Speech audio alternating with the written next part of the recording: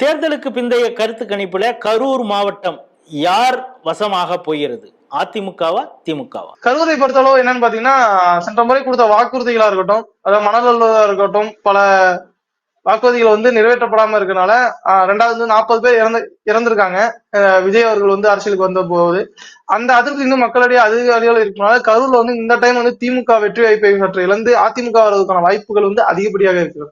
கிருஷ்ணாபுரம் சட்டமன்றம் தனி தொகுதி, அந்த தொகுதியில பாத்தீங்கன்னா அதிமுக சொல்வதற்கான வாய்ப்புகள் இருக்கு. மக்கள் ஒரு மாற்றம் எதிர்பார்க்கிறாங்க. அடுத்தது பாத்தீங்கன்னா குளுத்தலையும் பாத்தீங்கன்னா 10 ஆண்டு காலம் திமுக இருந்தனால இந்த 3வது முறை திமுக வர்றதுக்கான வாய்ப்புகள் இல்ல. எம்எல்ஏட செயல்பாடுகளும் சற்று சரியில்லாதனால அந்த குளுத்தலை சட்டமன்றமும் அதிமுக வரப்பான வாய்ப்புகள் இருக்கு. அரவக்குறிச்சி சட்டமன்றத்தை பொறுத்த அளவு இழுபறி தொகுதியாகவே இருக்கிறது.